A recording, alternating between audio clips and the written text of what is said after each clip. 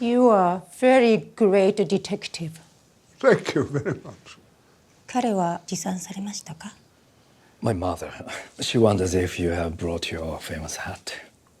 Oh, the dear stalker. That was an embellishment of the illustrator. I've never worn one. And a pipe? I prefer a cigar. I told Watson, if I ever write a story myself, it will be to correct the myriad misconceptions created by his imaginative license. And that's a clip from Mr. Holmes, and I'm delighted to say in the studio we have Sir Ian McKellen in. Thank you. How are you, sir? Did you just play a little bit of the film? Yes. Because when I was a kid and up in Lancashire, I used to hear film programmes on radio, and the sounds were so dramatic and loud and booming and unlike anything else that came out of the radio. It always made me want to go to the cinema, and you would think that radio couldn't quite persuade people to go and look at pictures, wouldn't you? No, but there's something about the way sound is mixed for the cinema, which sounds very different on the radio. Yes, I think. Yes. Animation is particularly extraordinary. But You have to keep ducking out of the way, do you? That's right. There are lots of clips from movies which you can't play on on the radio. Either they don't work or there's too much action. Yes. But I'm delighted to say that your movie is full of clips that we can that we can play and that are very dramatic and have a lovely sense to them anyway. And Yes. and Mr. Holmes is a terrific movie, Good, thank you. which I enjoyed very much. So, Yes. am I? Sherlock Holmes is 93. Well, in our version, yes, and that all fits in with Conan Doyle's stories. He has retired from detecting many years before and gone to live on the south coast of England and with his bees, where he's been looked after by a rather grumpy housekeeper and her young son. But he's one last case to solve. In fact, the last case that he clearly disturbed him in the past, and he's trying to work out why. And wrapping things up, really, before he shuffles off the mortal coil. But so it becomes a study, I suppose, does it, of how you deal with old age. Yes. and your relationship with the past. And what I like about it is he emerges at the end as a rather nicer person than he is at the beginning. That he's a bit of a sociopath, isn't he, Sherlock? Yes, there is the first time we see the very first scene, we're on a railway carriage. Yeah, yes. And you're in a railway carriage with a boy, Yeah. and he gets confused between bees and wasps, Yeah. and you snap at him. Yes. But there is something about your look which is certainly grumpy, Yes. and certainly kind of stupid that you don't know the difference in being. But there is a twinkle also there, Yes. and it's a classic look. And when people go and see the movie, it sort of summed up everything that you need to know about the way you're doing Sherlock Holmes, I think, lovely. because yes, you're snappy and waspish, in fact. Waspish, very good. But you're still loving, I Well, think. do you know, I can quite clearly remember doing that scene. It was on, I can't remember the name of the railway that still exists, the old puffing steam train, and the old carriages, very nostalgic, really. And I was put into all this thick makeup. It was the first day I was filming, and just sat exactly in the mark, with the hat on and everything, and the gloves. And then this little boy opposite playing with the bee, the trapped wasp, is it? And I didn't do anything. I was just very happy to be in the train, look old, feel old, be annoyed by the little boy, and I just said the line, and it's good, isn't it? It's spot on. And I don't often say this about my own work. I usually think it's a bit, well... Say it. It's difficult for me to sit through an episode of Vicious on ITV at the moment with... now I'm curling up my toes and every other part of my body. But, Mr. Holmes, at least in that very, very first thing, I was very pleased with that. Minimal, wasn't it? But essential somehow. There's a stillness to it, Yes. but I think people they need to see that. They need to see that. I mean, stay for the rest of the movie. But there's something in that shot which tells you almost everything about the way you're going to play Sherlock Holmes, because it's a very different Holmes. It's part of the rest of the story, but it's sort of not really about Sherlock Holmes. Well, It's about a man who hasn't really got on with people and hasn't been able to socialise and hasn't even really been able to fall in love, which I think at 93 he's beginning to regret and remembers finally that the last case, which brings me acting with very happily with Hattie Morahan, he had a chance to change his life and become more normal, and he was frightened and he threw it away, and he now regrets it. I suppose that's what's the emotionally the story's about. Yes. And bees are actually at the heart. I mean, it's a joke about the bees and the wasp, but actually bees are very important. And this is your passion. This is what Sherlock Holmes is spending his time doing. But that looked quite hands-on, quite dangerous. When I read the script, Bill Condon, who directed me in Gods and Monsters very happily a long time ago, said, would I play Sherlock Holmes? And I said yes, really, without reading the script, because it seemed such a fun thing to do. And then I saw that I had to act with bees, and I said, well, of course I'll do it, but I mustn't have anything to do with bees. And, things can be faked in films, but when it came to it, apparently this could not be faked.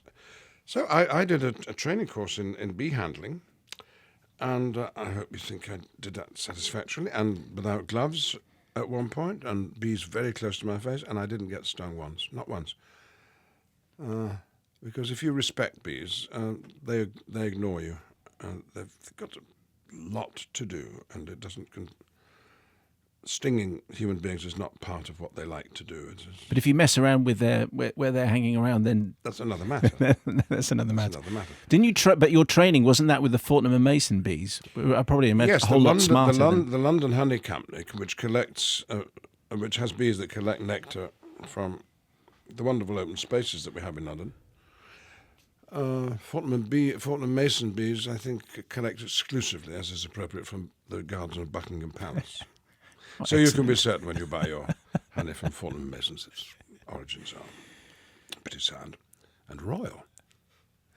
But they are so wonderful, and they organise themselves and they communicate with each other, and not with words but with actions. They're flapping of the position of their bodies and the flapping of their wings can tell the other bees where to go for the best nectar, and they do all this in the dark.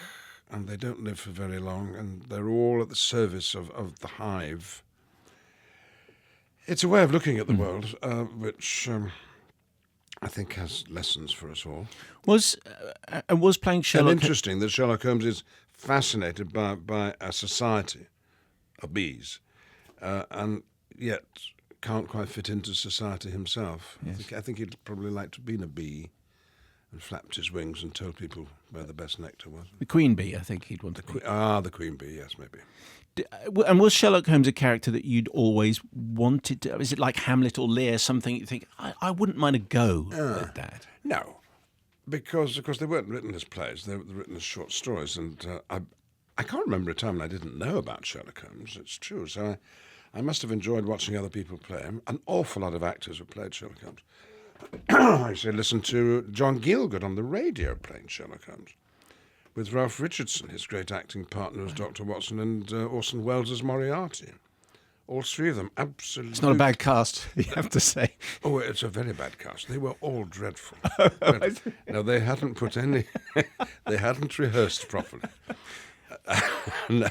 But there we are. There's something about the mystery of these stories, as with other detective stories, that really hook you in. But the idea of playing him, no. If there had been a sort of great Sherlock Holmes play, maybe I would have aspired to. Well, there is one in a sense. William Gillette cobbled together a play, and John Wood, I remember, played it for the Royal Shakespeare Company in London on stage. Very, very exciting. But no. I've never had a list of parts I wanted to play. But the fact that he's very much in the public eye now with Benedict Cumberbatch and Robert Downey Jr. Yes, would it have been Jeremy Brett that you particularly associated? Yes, with I think of him as the latest of the Sherlock Holmes. Of course, a long time ago now. But he made a big break with the sort of stereotype of Alan Wheatley and Peter Cushing, and dare I say it, Sir Christopher Lee, and other Sherlocks who were all tending to pay homage to perhaps not the character in the book, but the character that had been taken out of the book and acted so many times. Well, Benedict has been able to make a break with that, and to great effect, of course. Absolutely. So we, I don't know, trot along behind and hope to attract an audience who would like get another view of Sherlock. And it is a different view, and it is a completely different story. Before we move on, I just wanted to mention the boy, Roger, played by Milo Parker. Terribly good, isn't it? Fabulous. I Yes, mean, I know. he's really delightful. It was lovely for me. I was with all these friends, Roger Allam and Frankie de la Tour, and Frankie Barber and David Fox, and wonderful. So I was feeling very relaxed, really. Bill Condon again directing. And there's Milo Parker, 10, I think. Not phased at all. No. But not over cocky, not just very happy to be there, smiling a lot, chatty. My goodness me, I don't know how someone gets to be like that. I mean, I know it's acting, but there seemed to be a genuine affection and a growing affection between Sherlock Holmes and the boy Roger. Yes. I mean, we haven't become inseparable chums, but he was very easy to work with, and that's a high mark in my book. You mentioned Bill Condon a couple of times. Gods and Monsters, you got an Oscar nomination for. That was a very important movie. And he won the Oscar for his screenplay. For me, yes, that was, yes. Yes, I was playing James Whale, the man who first directed the Frankenstein movies, an English film director, most highly paid film director of his time. And oddly, in the late 1930s, openly gay, which was almost unheard of. So it was that character I was playing at the end of his life. And Bill led me through that beautifully, and I think it showed to people who might have doubted that perhaps I could act for the camera. I think up to that time I was thought to be one of those actors who shouts for a living, which I do when I'm in a big theatre. Can't help it. You have to project. But I was able to get, in that film, it down to a proper level. And so it was very good for my self-confidence. Was it the first openly gay character you'd played in a movie? No, I'd played Edward II, Marlowe's wonderful play about the gay king. I'd played in Bent, Martin Sherman's play about the gay people in the Nazi labour camps. I'd played a gay character in a Peter Shaffer play, Black Comedy in the West End. No, my career was sprinkled with gay parts. All at a time when I wasn't declaring myself, personally, to be gay. Myself, odd, isn't it, that I should have done all those and thought it wasn't necessary to be honest. Anyway. And given that Mr. Holmes has Sherlock being very reflective and looking back on his life and regretting some things, does that inevitably, even though it's just another role, does that inevitably lead you to look back and... Regrets, I've had a few. I've no regrets in my career at all. I've got that side of my life right, in that I have enjoyed, carry on enjoying every single job I do. I love it. I found the right job. The rest of my life, well, no, not as clever. All sorts of opportunities missed, relationships that I let slip, didn't hold on to, and things like that. Not done as much travelling as I would like to have done. Never been a good explorer, adventurer on my own. I can be in the greatest, most beautiful city in the world, but if I don't have a map, I don't hardly like to go to a shop and buy one. I get all nervous and stay in the hotel room. It's pathetic, absolutely pathetic. And there are other sides of my life where I'm tentative, whereas in my work I'm full of confidence. Time for a memoir, do you think? How did you know that? I've just agreed to write my memoirs. But whether people want me to ponder about what a boring person I am, I don't think so. So I must try and find some... There's a difference between a memoir and an autobiography, see? Oh, is there now? Yeah, I think so. Tell I think me a what memoir, that you can is. write what the hell you want. Oh, I see. An Make autobiography- it up. You can make it up. Yeah, I think so. Why I did find myself writing a rather florid, exaggerated version of my childhood, and I thought, there is nobody alive to contradict this story. And then I thought, I wonder how many wonderful first chapters of autobiographies I've read, and it's all been a pack of lies. No, probably not any, but... So, yes, and that's why I'm trying not to act for the next 6 months. And I'm trying to sit down in the morning at 9 o'clock, and I'm trying to remember. And so that's my next job. Remembering. Remembering and pondering the memories and probably discarding all of them.